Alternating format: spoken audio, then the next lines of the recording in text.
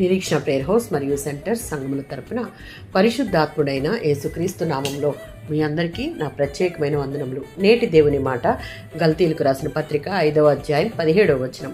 శరీరము ఆత్మకును ఆత్మ శరీరమునకును విరోధముగా అపేక్షించును. అపోస్తలుడైన పౌలు గలతీ సంఘాలకు ఈ పత్రికను రాశాడు. ఆ సంఘాలలో కొందరు యేసునందు విశ్వాసం సరిపోదు, ధర్మశాస్త్ర క్రియలు కూడా అవసరం అని బోధించటం వల్ల విశ్వాసులు అయోమయంలో పడ్డారు. ఈ సందర్భంలో పౌలు వారికి రక్షణ క్రీస్తు కృప వలన వస్తుంది, విశ్వాసి ఆత్మచేత నడిపింపబడాలి అని, శరీర స్వభావం మరియు పరిశుద్ధాత్మ మధ్య యుద్ధం ఎప్పుడూ ఉంటుంది. శరీర స్వభావాలు కోపము, అసూయ, వ్యభిచారం, స్వార్థం, మనుషుల ఆశలు ఇవి దేవునికి విరోధమైన మనసును సూచిస్తాయి. రోమీయులకు రాసిన పత్రిక 8వ అధ్యాయం 7వ వచనం. శరీర సంబంధమైన మనసు దేవునికి విరోధము. యాకోబు పత్రిక 4వ అధ్యాయం 4వ వచనం. ఈ లోక స్నేహం దేవునితో శత్రుత్వం. ఆత్మ శరీరానికి విరోధంగా పనిచేస్తుంది. ఆత్మ మనలను ప్రార్థన వైపు, పరిశుద్ధత వైపు, ప్రేమ వైపు, దేవుని చిత్తం వైపు నడిపిస్తుంది.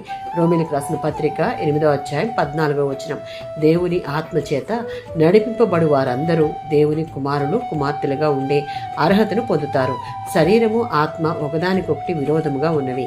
విశ్వాస జీవితంలో అంతర్గత యుద్ధం ఎప్పుడు జరుగుతుంది కనుక ప్రార్థనలు ఎడతెగక ఉండాలి. క్రమం తప్పక వాక్యం చదవాలి. వాక్యం ప్రకారం పరిశుద్ధంగా జీవించాలి. ప్రార్థన లేకుండా శరీరాన్ని జయించలేము.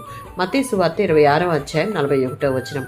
శోధనలో ప్రవేశించకుండానట్లు మెలకువ కలిగి ప్రార్థించాలి. దేవుని వాక్యంతో మనసును నింపుకోవాలి. పరిశుద్ధాత్మకు లోబడాలి. మన ఇష్టాన్ని కాక దేవుని చిత్తాన్ని అనుసరించాలి. ఈ వచనం ద్వారా ప్రతి విశ్వాసిలో ఆత్మీయ యుద్ధం ఉంటుంది. శరీరాన్ని అనుసరించిన వాడు పాపంలో పడతాడు. పరిశుద్ధాత్మను అనుసరించేవాడు విజయ జీవితం గడుపుతాడు. ఆమేన్.